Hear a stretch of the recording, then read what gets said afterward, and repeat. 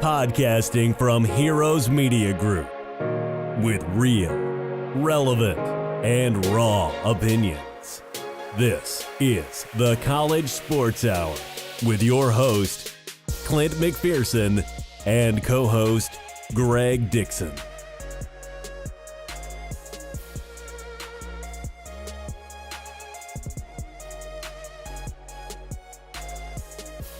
Welcome back, everyone. This is episode 23 of the College Sports Hour. I'm your host, Clint, and I'm sitting here like always with my brother in crime, my partner in crime, Greg. What is going on, my man? Oh, see, now we brothers in crime. We ain't just partners in crime. We brothers in crime. Exactly. Too. I like it. I like it a lot. I like it like a box of chocolate. A lot. A lot. Oh. All right, man. So, all right, guys, let's We're get off of really good right now. Okay, this is gonna be a great episode. Let's get off of that, guys, because we like it a lot, if you can't tell. But on today's episode, we'll start talking about what went down during college football's National Signing Day. I know earlier on in February, that's when it ended, but we haven't touched on that. But this episode is going to be solely focused and directed towards the Atlantic Coast Conference. Not because we're in the bed of the Atlantic Coast Conference, but just because it lands alphabetically. So we'll also alphabetical order.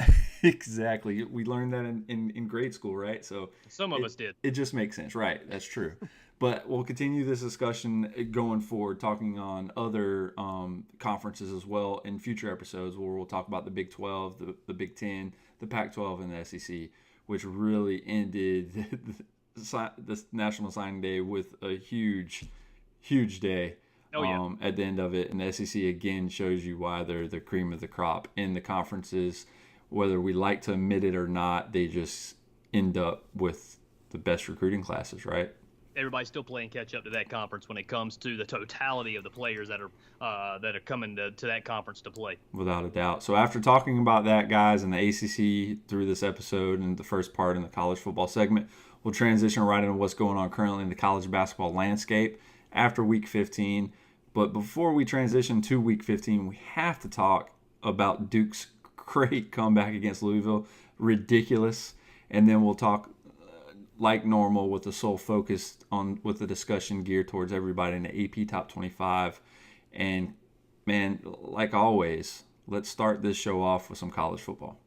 Why not, man? Everybody loves college football no matter what time of the year in, no matter what season, no matter what month. College football is always something that everybody wants to talk about. Definitely a good talking points here. We got the ACC, and we're going to look at how they graded out after and during National Signing Day. So we're going to start off with, obviously, the best team in the nation, the Clemson Tigers. So go ahead. They grade out like we thought, right, with an A. So why not? Why not give the national champion, defending national champions, an A grade? Why? Because they continue to refill their tank, man. No matter how many players they seem to lose, and no matter where the holes seem to come out, they always seem to be able to recruit the right guys to come in to fill the right positions. And that's something that you got to love about Dabo Swinney and his staff. He's not just recruiting guys; he's recruiting the right kind of guys that'll fit into his system, play well, play hard, and high character guys as well for the most part, from what we can tell. It's very interesting to see what they continue to do. Traditionally when I was growing up, Clemson was just not a team that you looked forward to bringing in that are going to consistently bring in the top classes in the ACC or in college football in general. So they come in with a national rank of closing signing day out, ranked at 10, right? But some of the players they got from that, and they also bring in another top 10 class nationally, it continues to show what Dabo and his team is building there, which is great. And I'm looking at the amount of money his assistants are getting paid now, right? Somewhere near the millions of dollars. I mean, when you as a coach can start getting other coaches to commit and not only continue to do what you do, but money has to come along with that, and he is getting that for his assistants, which is just, again, when you have assistants making upwards of millions of dollars, it's incredible. Yeah, man, and they were able to bring home some top-tier talent as well. A year after signing one of the top-rated pocket passers of 2018, They bring in another top 300 QB, signed him out of Connecticut this past year. I ain't going to try to pronounce his name. I know you kept leaving it for me to try, but I'm not going to try to pronounce his name. I think it's Tyson something, but I'm not sure that. But he's out of Connecticut. We'll see how he does this year. If he's any good, we'll learn his name. But he also was able to get some letters of intent from several future targets for those quarterbacks, including one of the top wide receiver prospects in the class, Mr. Frank Ladson Jr. out of South Florida as well. And that's a good pull, man. When you look at it, anytime they can get something out of the Sunshine State is very good, because you got a lot of talent down in Florida. Homer. Hey, I'm not just saying that, but you do. When you can reach down in the bed of Florida and actually land them instead of letting them go to a Miami, a Florida, or Florida State, that's big news. Yeah, man, you're exactly right. I do agree with that. I'm just giving you a hard time about being a homer, even though you are. But yeah, but no, there's a lot of talent there in Florida, man, and they were able to pluck one right out of there and bring them on up to South Carolina. And as we, in a good transition point here, is talking about the Florida State Seminoles. Yeah, man. As much of a homer as I might be from Florida, you're looking at it. It's a team that seems like things are possibly continue to fall apart. They finish out, with a B plus in grade wise. They finished national rank 19, which you kind of want to see that be a little bit better. But when you have Willie Taggart coming in, really hasn't. Everybody says he's proven himself as a coach. Just been with lower level competition. I know, he's taken teams from here to there, but he really hasn't done anything in my eyes as far as, he's never taken a national power that's struggling and made them a national power again, right? Right. And so he's taken these lower level teams and actually been able to make them better. And yeah, it's too early to really say Willie Taggart's going to be a bust for Florida State, but man, what happened at Florida State with all the promises and the do something motto and them falling flatter in the face, and then the offseason, we let go of the quarterback that's supposed to be returning to give us some continuity there, through the domestic violence or whatever the case was with that. But Right. then all the coaching shuffle, and it seems like the line has been drawn in the sand at Florida State, and this could be, hey, Willie Taggart, you do something or you're going to be shipped off. I'm just saying. That's where we're sitting at. Look, you would hate to think that a guy doesn't get longer than a year and a half, maybe 2 years to implement his system. But man, we see it all the time, man. Coaches are there 1 minute and gone the next. And so you're right, man. He definitely's got something to prove this year, and we'll wait and see what happens there. They do get the 19th ranked class coming in, and while that may not be something that Florida State fans are necessarily excited, because they want to see more, they're used to having a higher class than that. After the way that Florida State played this season, I think we could probably pull some definitely some high spots out of that. Although the lack of quarterback play is something that's still going to continue to be an issue this year, it would seem to look like. Yeah, and then what really is hurting them, before we move on, is the not landing a quarterback in the last two, classes, and so that's huge. And when that means you're struggling, that means there's an image problem. That means people, like, we've had these high talented quarterbacks, wanting to commit to Florida State, and then a Mac Brown pulls them away to North Carolina, or this person pulls them away from here.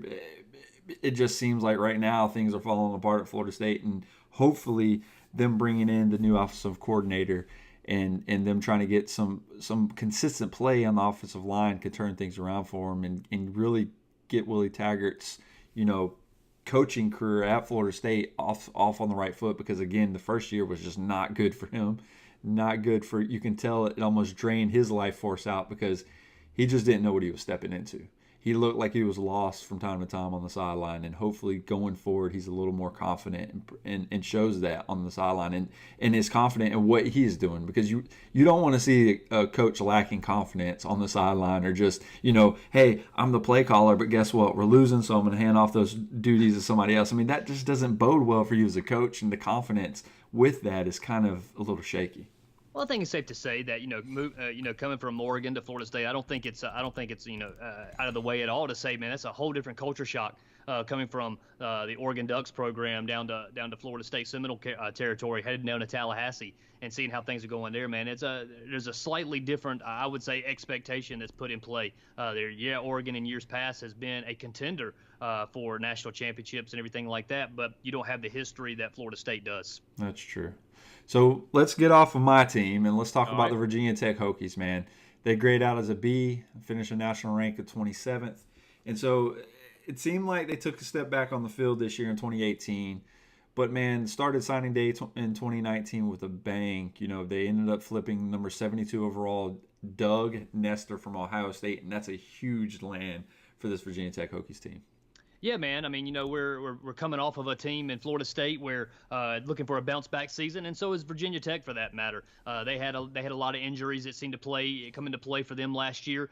Did decent, but certainly not the team or the season that the Hokies were anticipating having. Man, they were able through signing day to replenish the wide receiver position, and knowing that was crucial, and the staff responded there by signing ESPN top 300 wide receiver Jacoby Pinkney.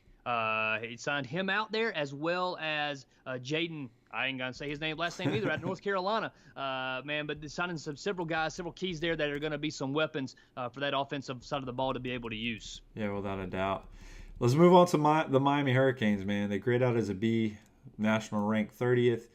It seemed like you didn't know how this was going to go when you had Mark Richt at the helm, right? I mean, especially how things started turning out and how fast they pushed him out of the door, or he retired, or whatever it was from college football. I got it.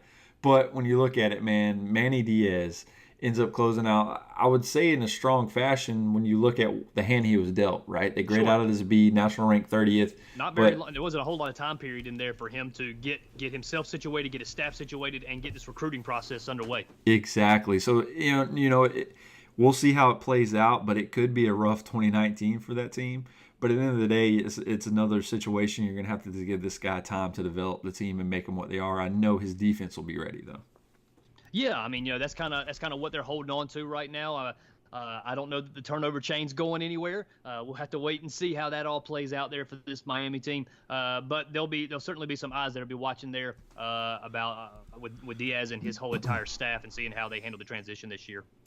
Yep. And so let's move on to NC State, the Wolfpack, right here, right in my neck of the woods. They grade out as a B with a national rank of 31. And so when you look at it, they've had the third best class in the conference and sit in the top 35 nationally, which is huge for them after a 9-win season on the field.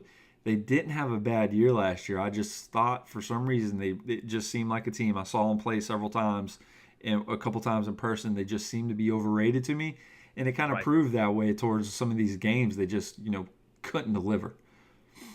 Well, I mean, this right here is going to be a team too that's looking to replace some key starters on the offensive and defensive side of the ball. Probably none more important than the quarterback position heading into this year. So they got a couple of guys in there that are coming into the mix. They got to sign a couple of guys that'll come in there as freshmen, but also they've got the junior college transfer Bailey Hockman that'll come in there as well to try to compete for that job. And so we'll see what happens with them. Yeah, they have. It's going to have some. They have a little bit of talent. Ty Evans, the quarterback, and then like you said, Bailey Hockman.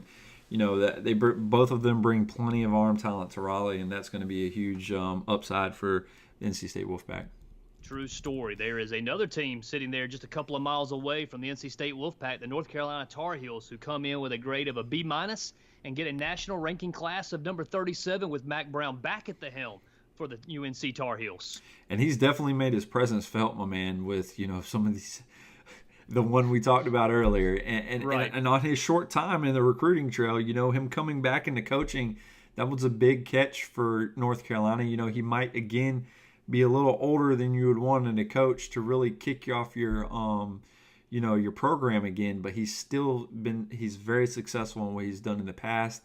And man, what he did, which was a big blow to my team in Florida State, was he flipped ESPN 300 quarterback Sam Howell from Florida State alone. And that right there set the tone for the recruiting in-state talent in the 2020 class, because Sam Howell is a North Carolina dude, and him keeping him in the state was huge for him. Oh, Oh, absolutely, man. And there is that adage out there. A lot of colleges are looking at you needing to have the next young guy to step into that play, and he could connect with these these high school players better and recruit them better. But Mac Brown comes with a track record, man. He was extremely successful in North Carolina. And then he obviously went from there to Texas, where he had great success in winning a national championship. So he comes back at this place after taking a couple years off. And it looks like, man, that he hasn't missed a step as he's really beginning, just on paper, turning this UNC Tar Heel team around. Oh, no doubt. I mean, there's no doubt that they'll be a lot more competitive than they have in the past years. Yeah, very, very, very, very true. A team that doesn't get a whole lot of love in the ACC or around the country, for that matter, is the Virginia Cavaliers, who come in getting a grade of a B- class for this year and getting a national rank of 40, which in my opinion, man, is great for them. Yeah, when you look at what they ended up doing on the field in 2018, they seem to, from time to time, they ascended on the field in 2018, and like you said, this is a shocker to us because they're seeming to do it on the recruiting trail as well, and it's big for them to finish in the top half of the ACC in this recruiting class. Yeah, man, they got a defensive tackle coming in there, Mr. Briggs, which is a big win out of Ohio to headline their class this year. So he's certainly going to get a lot of playing time for this Virginia Cavalier defense, and going to get a chance to shine and show the world what he can do. And I like the speedy guy they landed out of Sunshine State, the playmaker, Seneca Millage. That was a huge land for this team. And just look out, guys. I mean, Virginia is definitely going to be. I mean, if you're being able to do what they have done with as little as they have over there, it's huge for them. I mean, in teams like this, the teams like we're going to talk about next in the Duke Blue Devils, being able to land these national 50, ranked classes are huge for these smaller colleges. Absolutely, and you mentioned them, so let's go ahead and let's talk about it, man. The Duke Blue Devils. If anybody watched them play last year, you could see that they offensive side of the ball, man. They had a lot of firepower. They had some things that they could do, but they couldn't stop anybody, man. Defense was an extremely tough thing for them to be able to pull off. So they went all in on defense this year in this year's recruiting class, knowing that the defensive line was a critical need. So they went in there and got a 3-star defensive end, Ahmad Craig, Christian Rory, and R.J. Oben that bring really big frames to Durham to kind of help out with that, as long as a defensive tackle named Dwayne Carter, who's going to bring some quickness to that defensive line to try to shore that thing up.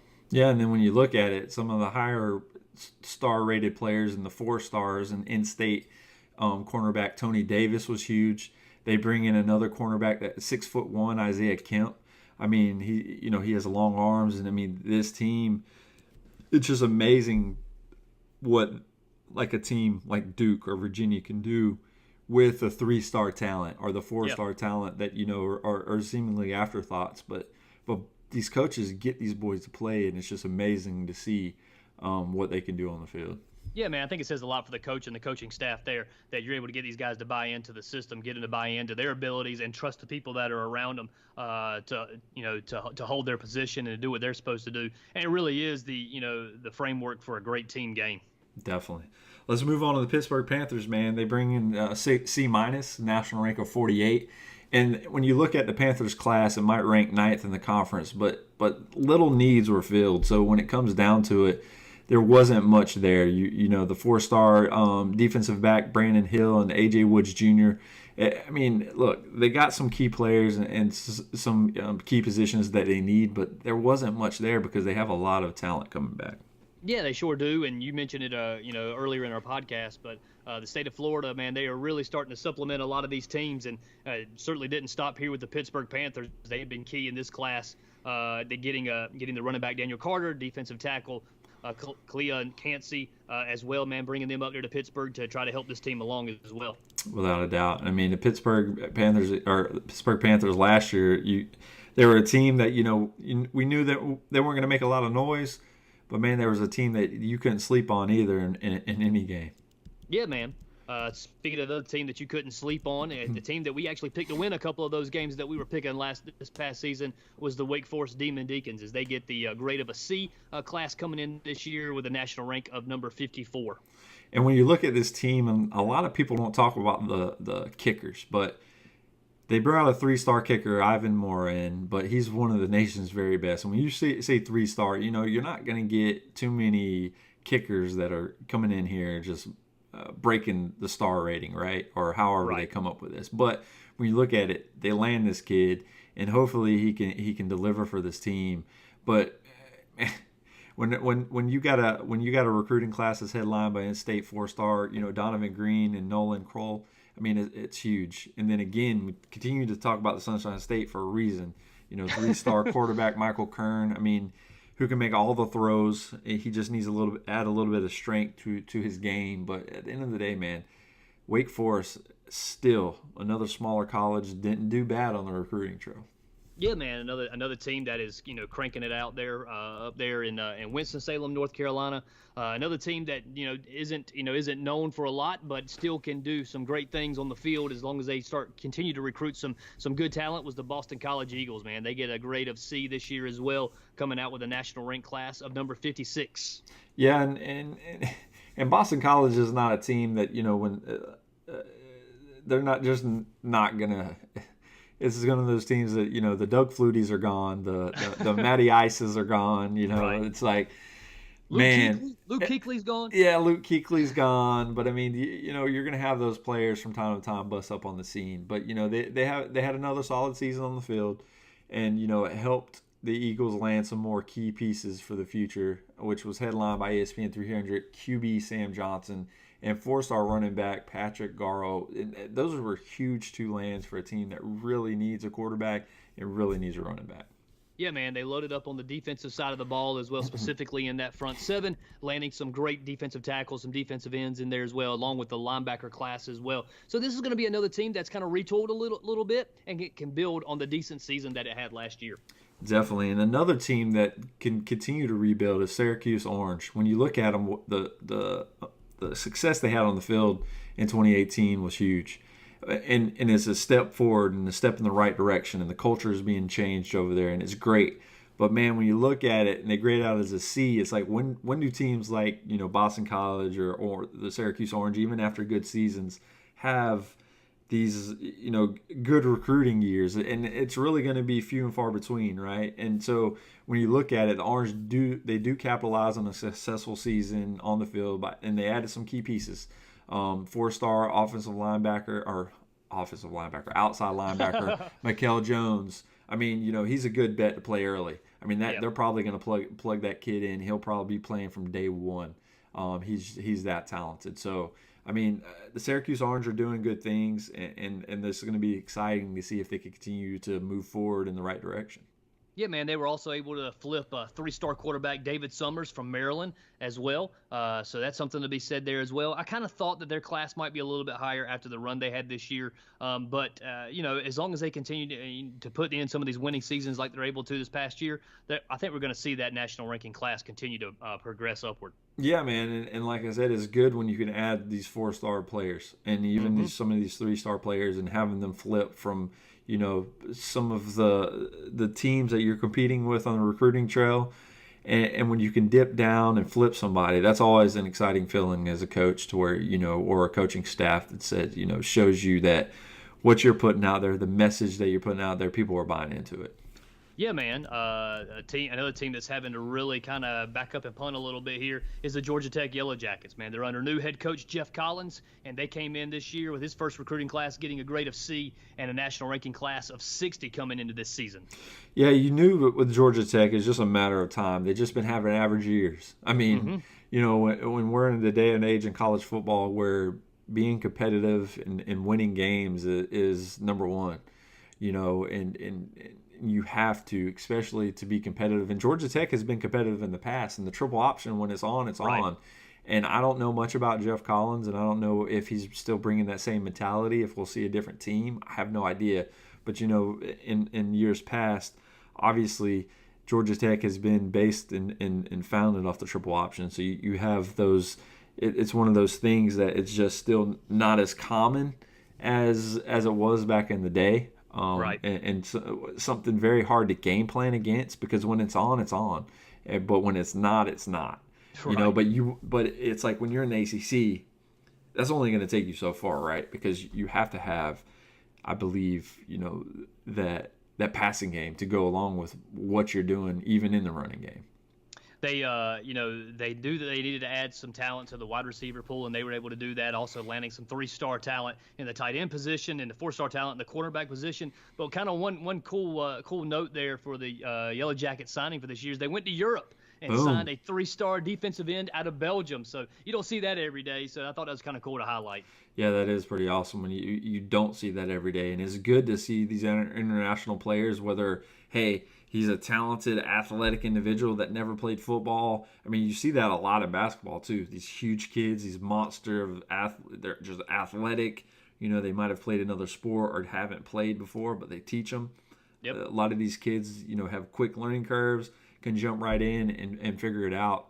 And so when you look at them dipping in Europe, it is very big, especially with the NFL playing games in Europe. And I mean, it's just exciting to see that. Very true, it is. And to kind of round out our ACC conversation, let's go on down for the Louisville Cardinals as they come in this year Falling with hard. a grade of a C- and a national rank of 68 with their recruiting class this year. Yeah, man. Long gone are the days of your Lamar Jackson, right? I mean, it's like it seems like he played. It seems like it, don't it? It seems like he played yesterday, though. When you look at it, you're thinking, hey, Louisville is going to be there for a while. They're going to be up there in the talks. When you have a Heisman Trophy winner or somebody that's right there on the verge of competing with the best players in the nation, right? Or getting invited to New York. I mean, you're like, man, Louisville's figured it out. The coach has figured it out, but then he's gone. And then Lamar Jackson's gone. And now this team has been they are not the same. The athletes just seem like they become, the Dukes or the Vanderbilts of the world. And I'm not trying to put Duke down or the Vanderbilts, but man, when you look at it historically, when I was growing up, Duke was usually at the bottom of the conference, right? Oh yeah. And so now it seems like Duke continues to trend and has been trending for years now. So, but the only reason I say that is because as I was growing up, that's what I remember. I remember it too. Very well. And I know, you've went your a lot of your lifetime, right? Right. And so long gone was the Steve Spurrier days, So when he was the coach. So, but now, I mean, Duke's playing good. So now it's like who plays that role of the bottom player in the ACC? I mean, Louisville is starting to trend in that direction. Obviously, you're always going to have Boston College and some of these other teams. It's just hard to rank and get team players to play for your team, right? Because you just don't have much to sell from like some of these other, living in the Sunshine State, living in Texas, living in California. It's hard to compete against teams like that. Yeah, you don't really have a whole lot to sell as far as, Miami's got Miami or, Exactly. or Florida State's got their tradition or Texas has got tradition. What do we have for Louisville to use as a recruiting tool or anything like that? So Scott Satterfield, the new head coach, man, he's got a lot of work to do. His recruiting class isn't where they would want it to be. But, hey, you got to start somewhere, right? Yeah, I mean, you definitely do. But, I mean, again, Sunshine State's strong with them. But when you look at it, man, their class was headlined with a letter of intent from ESPN 300 edge rusher Jadarian Boykin from the Peach State. I mean, that's huge for them. Sure. And so if obviously it's a letter of intent, but at the end of the day, man, if they pull that cat in with several other letters of intent that came through, it will help them out greatly. Well, what do you say we put this conversation of college football to bed and we wake up a conversation about college basketball and what took place this past week and what might happen to this upcoming week as well? Yeah, but before we do that, because this happened right after our episode, we have to talk about, because we can't forget about it, because typically if anybody's listens to our show, which hope everybody in the world does, that's right. But yeah, tell your friends. Yeah, make sure you share it. But hey, we typically we're recording on Sundays. We moved it to Mondays, and so some of these games we try to touch on that might get shuffled in because we start talking about the AP Top 25 and the Power Rankings or whatever, the Bubble Watch. But man, we cannot go and leave this episode because we almost left it out. Yeah, we did. And we were talking about it. Wait a minute, that happened. Yeah, and we're like, did we talk about this last week? No, we did not. We have to talk about Duke's amazing comeback over Louisville. They trailed by 23 points with how many minutes left? There were 10 minutes left to go in the game, and they were down by 23. Boom, 23, and they come back to win. So let's talk about that, man. Yeah, man. So, man, it was a horrible game to watch. It was. For the first 30 minutes, it was a horrible game to watch, and you're sitting there trying to figure out, man, what in the world's going on here? Kept waiting for Duke to make the run, and they just wouldn't. I mean, just no matter what they tried, man, Louisville had an answer for them. We couldn't hit a shot to save our lives. And then all of a sudden, it was like a switch flip there about the 10-minute mark. There was a timeout that was called, and Zion Williamson was asked about it after the game, and he said, Coach looked at them all and said, I don't coach losers, I coach winners. Yeah. So go win. Yeah. And then it's like, okay, let's wake up here and let's go with it. Magic. But when I look at it, man, I'm going to be honest. Yeah. When my team performs like this, and Duke's not my team, but like Florida State, when they're down by 23, it's the second half, and I just know, like, there is a slim chance that they can come back. Yeah. But then once you get past, once you get down to the 10-minute mark, the 7-minute mark, and they're down by 20, you're like, you write them off. And I do. And so I typically turn the game off or find another game and watch that. I don't even pay attention because at that point I'm so frustrated that I'm like, I don't even care. You can come back and win. I'm not even going to be happy about it. Not really. I will be happy about it, but I'll be mad because I changed the channel, which I changed the channel. And then I go off and do some other things, whether it was preparing show notes or whatever it was for the next week. Right. But then I see that I missed out on this epic comeback. And typically I don't have any ties to these teams, so usually I'll watch a game like I watched the Kentucky-Tennessee game. But I think I've been rooting for your team this year because of the players they have on them. And I'm not gonna lie. Obviously, I want them to lose when they play Florida State. But every time I watch them, because my wife's a fan, you're a fan, and so I have ties to Duke fans that I'm kind of pulling for them. I like Zion. He's awesome. Reddish is awesome. Trey Jones is awesome. R.J. Barrett's awesome. And so I find myself like cheering for them, but not really. But then they go by 23. It's 10 minutes left. I'm like, dude, channel is being changed. I got to find something more interesting. I mean, anything at that point was more interesting than watching Duke struggle with the amount of talent they have on the sideline. Yeah, man, it was a 9 o'clock game. It's a 9 o'clock game. 10 minutes to go. I'm like, okay, next time out, if they're not making any kind of run here, I'm out. And so they start the second half, and they make 2 of 17 shots in the second half. So it's like, you know what, this is ridiculous. We're not even going to do this. And all of a sudden, man, that switch flips, and they get hot, and they begin to convert on 9 of 13. And in the process, shut down the Cardinals, forcing turnover after turnover after turnover in that game. Now, granted, Louisville was making a couple of boneheaded plays along the way as well. They're taking some bad shots. They were rushing, and they were throwing the ball away. But some of that was Duke's defense as well. Zion Williamson, man, he has a great game, 27 points with 12 rebounds, plays like the last 10 minutes of the game with 4 fouls. I mean, it was crazy to watch, man. Trey Jones was making play after play after play. Cam Reddish begins to wake up a little bit from his shooting slump, hits a tying three-pointer with 1:28 left, and then sinks the final 2 free throws with 14 seconds left to get the win for the team. Man, it was unreal to watch this thing happen. The largest comeback in Coach K's history. In his time, this historically great coach, it's the largest deficit a team that he's ever coached has overcome.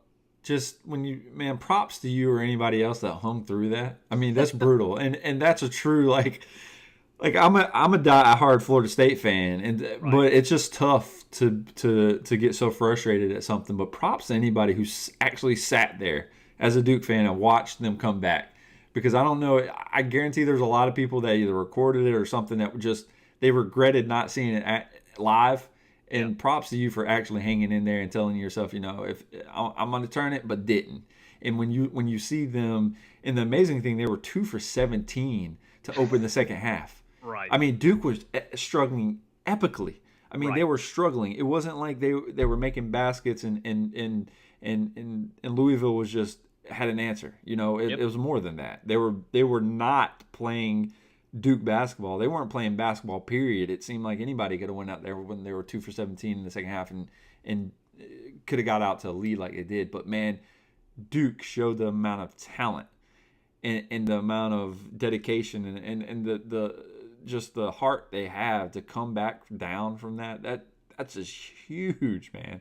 So, man, one of the things that seemed to flip that switch as well was when they went smaller with their team, and they really began to play a full court zone, and man, really put the defensive clamp down on there. They subbed out. Normally they would have like a Marquise Bolden in there or a Javin DeLaurier in there in that 5 position, but they really rotated the guys around, and they brought in a Bullwire in there. And so you look at this team, and in the final few minutes of the game, they're playing with 5 freshmen on the court at the same time. It was crazy to watch all this stuff begin to take place with their defensive effort that allowed them to have an offensive rhythm that they were able to get into with this full court press, which really was a little bit of an eye-opening thing, because if you remember back to the Gonzaga game, the same thing happened in the Louisville game, that you start playing these guys that can really handle down low and handle Zion or RJ Barrett or any of those guys driving and can really handle those guys. It gives Duke fits. Well, all of a sudden they started playing this full court press defense, and it may have triggered something to say, hey, this might be how we need to play these bigger teams as we're moving forward. But man, Cam Reddish stepped up. 16 of his 22 points came after halftime. RJ Barrett added 13 for Duke as well. Shot a season low 37% from the field. Was able to overcome a 23-point deficit. I don't know what else to say. Yeah, Coach K right here doesn't know what to say really. He couldn't grasp it. The whole rally that is like he didn't think we can play any better.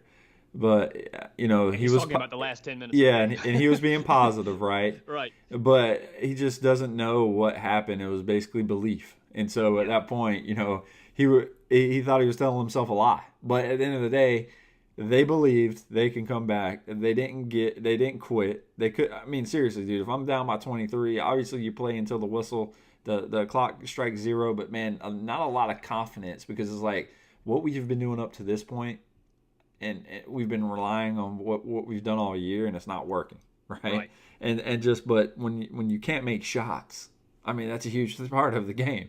You got to make baskets, and then when they started doing the press and they started creating those second half turnovers and they started scoring buckets, whether it was even if it was trading buckets at the time, it helped them drastically, get in the rhythm. And man, they from then on it was like they flipped that switch like we talked about before, and dude. It was an epic comeback. I did watch the highlights afterwards, Sure. And I just regretted not watching the rest of the game. So with Duke's win against Louisville, which was a ranked team, everybody, let's not forget that. Oh. It's not like Louisville was a scrub. It was a ranked Louisville team, and it was in Louisville. I mean, it certainly wasn't a home game for Duke or anything. And so they would follow that up with a win at home against NC State on Saturday, and that coupled with Tennessee's loss to obviously to number 5 at that time, Kentucky team, allowed Duke to reclaim the number 1 position in the AP Top 25 poll for this week. Well deserved too. I mean, there was when you talk about Louisville, that was a team that lost a close game to Florida State. They and they were ranked, and then they just seemed to be reeling a little bit, right? And then Duke gets that huge come from behind win, and then like you said, Tennessee just gets mollywopped by Kentucky, and then Duke deservingly is the number 1 team again in the nation. And you look at a team that's been very consistent, similar to Tennessee. Went on a huge run, won so many games in a row, and then Kentucky, coupled with their loss to LSU, where you knew it was going to be a good game. Somebody asked me, I went to drop my kid off at the daycare, and he was like, "What do you think about the Kentucky? I'm very looking forward to the game." I said, "Yeah." I said, "But even though Kentucky lost to LSU, which is controversial in itself, I was like, Kentucky is going to be ready to play Tennessee," and I said it would not surprise me if they beat them. Oh, absolutely. I didn't imagine or see the amount of domination and them going and shooting lights out, basically. But they went in there and showed everybody why they were ranked so high at the beginning of the year. I mean, they might have lost 4 games on the year, but when you look at it, this team is playing and they're hot right now. Whether they lost to LSU or recently or not, they're still a hot team. I was asked the question the other day, if Duke and Kentucky were to play now as opposed to the first game of the season, what do I think that the outcome would be the same? I still got to go with Duke winning that game, but it's certainly not going to be the demolishing mollywop that it was that first game of the season. Kentucky's a much different team, as is Duke at this point, but Kentucky has learned to play well together. They know what everybody can do on that court, and they know how to put guys in the right position. So it would be a completely different game than it was last time. Oh, I agree with you. I'd have to lean towards Duke too, but it definitely would be a lot closer. I mean, I'm looking at it coming down to the last minute. Somebody having hit some key free throws. Yeah. But when it comes doesn't down bode well for Duke. Yeah, but at the end of the day, when you look at it, Duke still has the talent to at least. I mean, it might not be a huge win, but I mean, I see them going in there and taking care of business. It's almost like when a lot of people looking at the Duke Virginia game, and Duke goes and take care of business twice this year. Yep. And then finding ways to win differently. And they go and shoot lights out against them in the second matchup.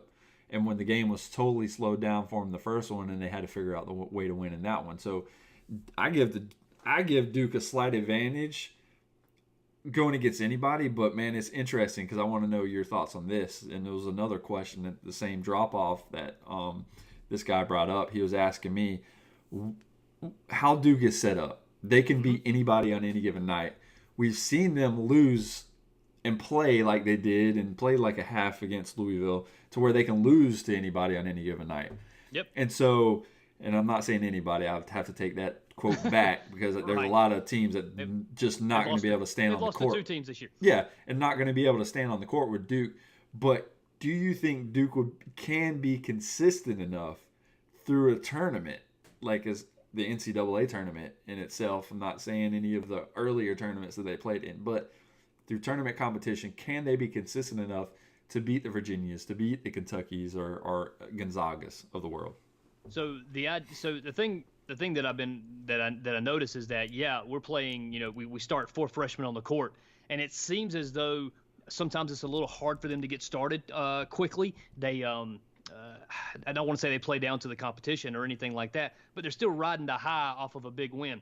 My biggest concern about the Louisville game was that they were going to be riding so high off of that Virginia win the previous couple of days beforehand that they was going to get off to a slow start, and they did, and they like to have never recovered. You don't ever want your team to lose, but there's kind of a part of you that wanted them to go ahead and lose that game against Louisville to say, hey, you can't take anybody lightly. You gotta hang in there. You gotta play tough. Yes, Duke can play consistently enough because I think what this Duke team has that other teams haven't, even though they don't have the dominant outside shooting that they've had in years past, the thing that they do have about this team this year is that they can switch on defense, and they play outstanding, great defense. And it takes a team that is shooting phenomenally well to put Duke on the ropes. The game against Louisville, they shot 37% from behind 3-point line. That you're shooting at a clip right there, man. You shot over 40% from the field, and that's not. I mean, some of those shots they weren't exactly wide open when they were shooting those things up and throwing them in. Yeah, you look at it, man. Duke is just a talented team, and I would give them the edge to when you look at it, they're going to be competitive. They're gonna make a run all the way to the end. Hey man, there's a game coming up this Wednesday night, man. They got a big rivalry game coming up. It's going to tell us a lot about this Duke team and how well they're able to grow up as they play North Carolina on rivalry week. Yeah, a lot of people don't want to, because they keep falling back on this youth thing. But I'm like, man, these kids are playing. They're not showing that they're freshmen, right? They're playing like they're mature veterans, and so when I look at it, I'm like, okay, that's a good question, I guess, and to generate some discussion and some debate, maybe. I said, but if you look at any of these other teams, any of these other top tier teams, I mean, Kentucky, take them for example. They have young cats everywhere. All these teams that are typical run of the mill powerhouses, they're just basically have a huge class of freshmen running their team anyway. Look, the thing about it is that it's not like it was in the 80s or the 90s or anything like that. These guys are playing travel ball all year long. They're playing on these AAU teams. Man, they're going and they're playing in high-profile games, and they're playing against this kind of competition all the time. It's not like you're just playing high school ball and you're playing against the best guys in your state, and there may be a huge difference between you and somebody else. I mean, you're playing against the best of the best. These guys right here are playing against each other all year round. Yeah, that is true. So let's finish on and look at the AP Top 25 here. Let's finish the discussion of, Duke went number 1. Yep. We'll talk about, Gonzaga landing number 2. And when you look at it, they moved up a spot, followed by Virginia and John Calipari's Wildcats at 4, which is a huge move for them guys. Obviously they moved up one spot from 5th and talking about the Wildcats. But man, they're a good team, even after they lost to LSU. Nevada, Michigan, North Carolina, Houston, and Michigan State, they rounded the top 10. But LSU made the week's biggest jump, and rightfully so, after beating and climbing 6 spots to number 13 after last week's win at Kentucky, which was huge for them. Yeah, man. Even though that there was some controversy surrounding that last play, and yeah, okay, the bucket shouldn't have counted. LSU shouldn't. I mean, in all things considered, LSU shouldn't have necessarily won that game. But as we always say, man, no game rests on one play. I mean, there were certain plays that Kentucky could have made, so it didn't come down to that last shot. So I mean, at the end of the day, LSU won the game, and so they move up. So congratulations to them. And when you look at it, no new teams, which is for the first time this year, jumped into the top 25. Yep. So that's very rare to see that, but hey, man, it happened. That kind of rounds out the kind of the major movers and shakers as far as the top 25 is concerned. So man, that kind of rounds it out for this week. Got some big stuff coming up this week, but man, let's jump into talking about. Just tag on here just for a moment about the power rankings as it looks like it's going into as we stand right now at this particular time of the season. Yeah, without a doubt. And we've talked about most of the year where the elite group of 4, and now it's time. It looks like with Kentucky's run, you got to bump that elite group up to 5 teams and include Kentucky now. They have to be in the conversation, especially watching what they did against Tennessee, which a lot of people were saying the best team in the nation and looking like it from time to time. And then, obviously they struggled after they got number 1 for the first week, learning how to win and learning how to be hunted instead of being the hunter.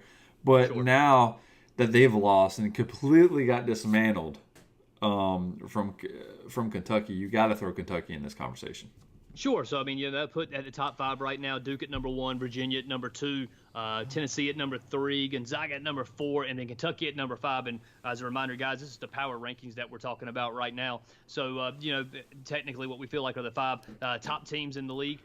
In the nation right now, and so yeah, man, I think you got to put Kentucky back up in there. Let's not forget where they started the season off, ranked up there in the top 5 to begin the year until that the loss they had to Duke the first game of the season. But this is a different team, and this is a really good team. Yeah, it's just hard to overcome because like the first impression, is losing to Duke by 34 to start the year off. Yep.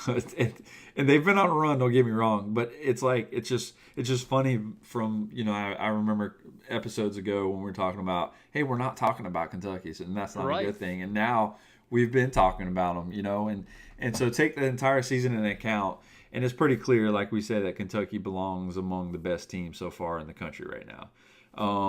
They've only lost 3 games since November 6th by a combined 5 points. So when they lose, they're not getting blown out, right? Right. And so when you look at it again, they've beaten teams. They've beaten the Tennessee. They've beaten North Carolina. They've beaten Kansas. They've beaten Louisville. So it's huge. This team is legit. And so you can't really just rule them out. But there was a lot of people, even us at the beginning of the year, was like, dude, Kentucky has to figure something out quick, and they start, and obviously they're doing it. Well, they certainly are. So I would agree, man. Let's put them up there as the top 5 as one section. Then there's a whole other group of teams that are right there that are knocking on the door. Michigan was in that group at one point in time in the season. Yeah. We got them sitting at number 6. But after some interesting losses and trying to figure out who they are, and kind of after they seem to peak, kind of falling down the hill a little bit, Michigan falls to number 6. Houston, a team nobody's talking about, mainly because of the conference that they play in and the lack of competition they play week in and week out. They're sitting there at number 7. And then at number 8, a team that really has a chance to make a big statement this week, the North Carolina Tar Heels. They play in Durham against Duke on Wednesday night. And then they've got Florida State coming to Chapel Hill this week. 2 really good teams that North Carolina has a chance to really make a statement and say, hey, we deserve to be in that top group as well. Without a doubt. And the good thing, the good thing that's going on my side, your team, number 1 in the nation, right? And so that's a huge test for North Carolina. But Florida State is on a roll as well. They've won 7 in a row. They got a game tomorrow night against Clemson, and then they got a game again on Saturday against North Carolina. But they're playing some good ball right now. And so it's going to be exciting again. And now I'm excited again for Florida State playing some of these teams. And if North Carolina could even win one of these games, it's going to be huge for them. But you just want to see a very competitive game between any of these teams that play. No, I don't. No, I want to see Duke blow out Carolina. I do not want to see. Oh yeah, without a doubt. I'm not saying you want to see North Carolina. I'm talking about it's good to see this level of competition because North Carolina is always going to be there. I know what you were saying. I'm just saying from your vantage point, right? I do not want to see a close game at all. I want to see a molly whop, as we like to say.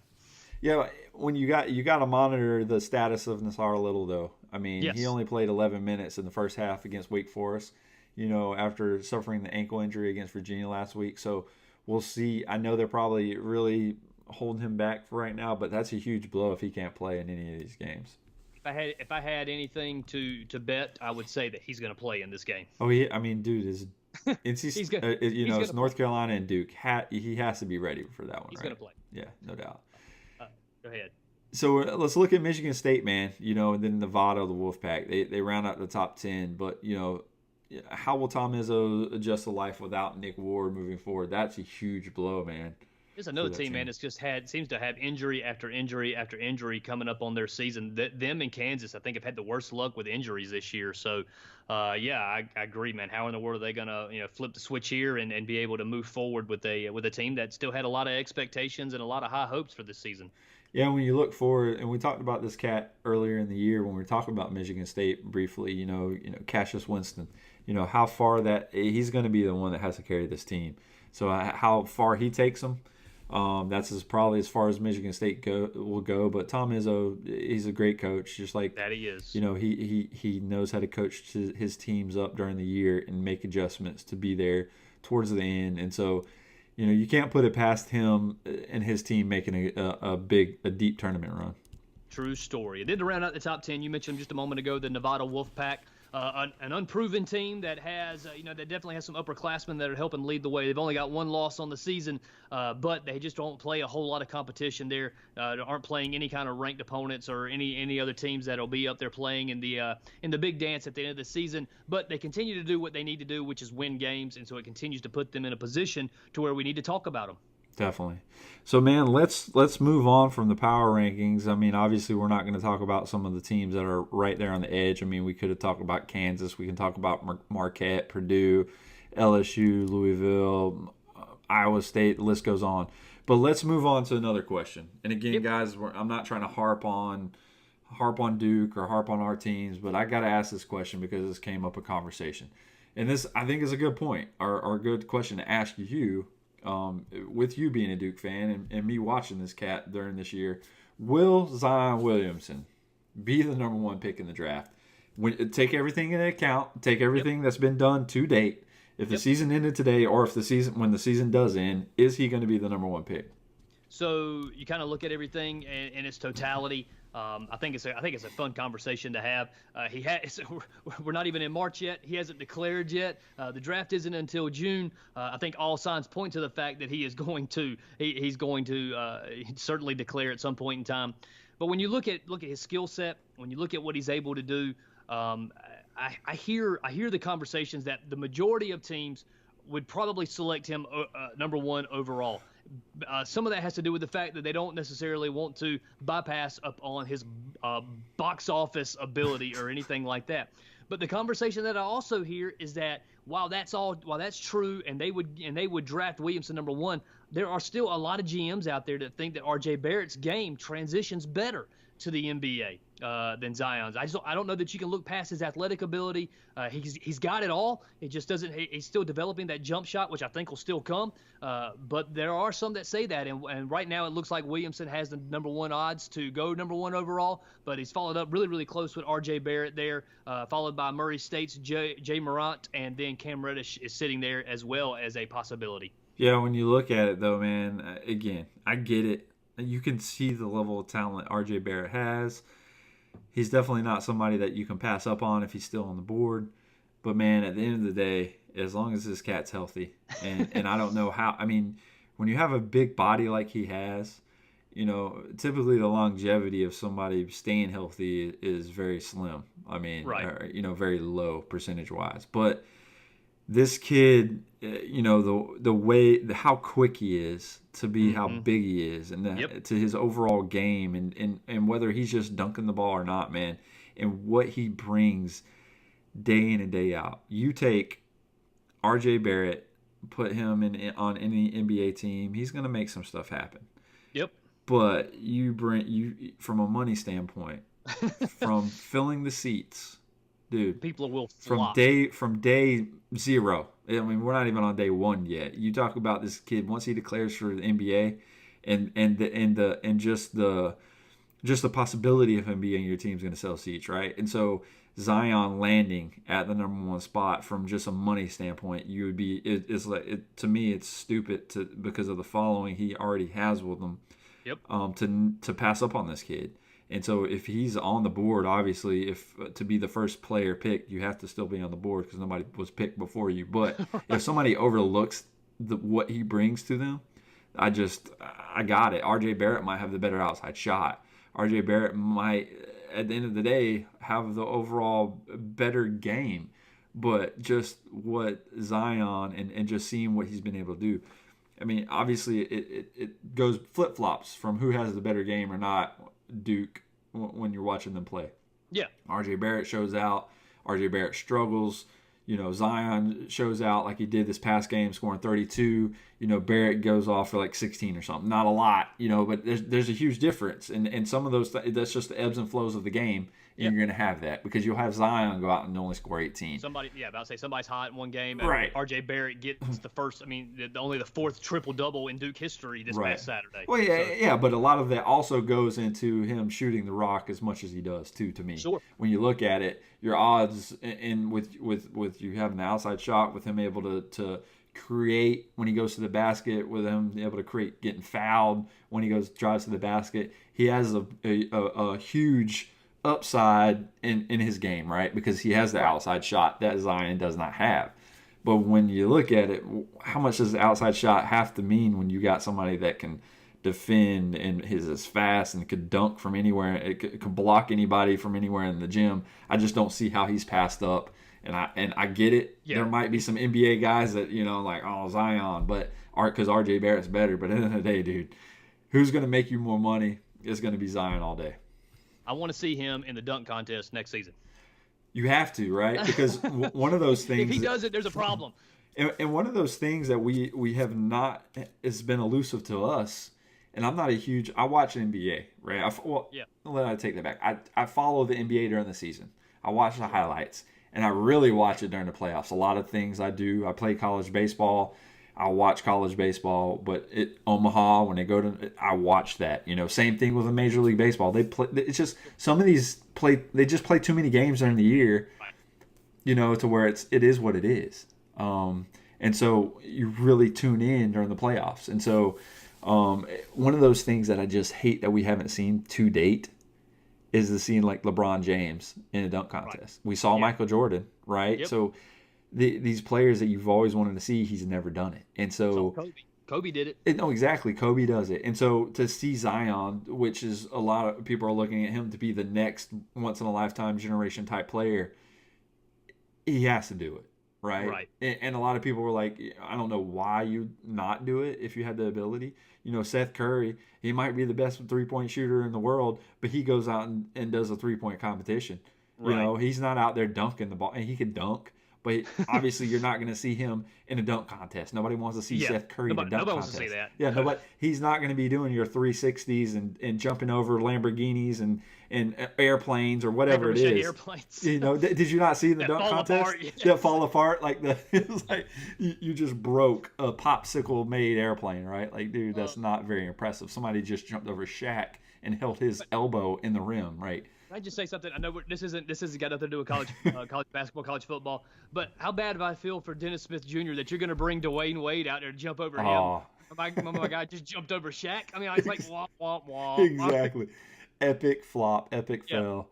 Sorry, guys, we switched off from the NBA. But hey, that was a good segue and a good transition. But man, like always, brother, it was good talking to you this episode. Thanks for jumping on and talking some college football and college basketball with me, brother. Yeah, man, it's always fun. Looking forward to this week. Everybody turn in Wednesday night, 9 o'clock, Duke and UNC, the game of the week, baby. Hey, guys, don't forget Florida State plays Tuesday against Clemson, and then they play UNC on Saturday. So there you go. Just if you don't know what times those are, just look it up. All right, my man. But, guys, thank you so much for listening to episode 23 of the College Sports Hour. Make sure to check out our new website at collegesportshour.com and support us by listening to us through our website on Radio Public. Our podcast can be found on other platforms as well. don't worry, guys. If you're not on this Radio Public app, you can hear us through iTunes, Spotify, Google Play Music, TuneIn Radio, etc., etc. The list goes on. But man, we really would love for you guys to help us out and support us through Radio Public.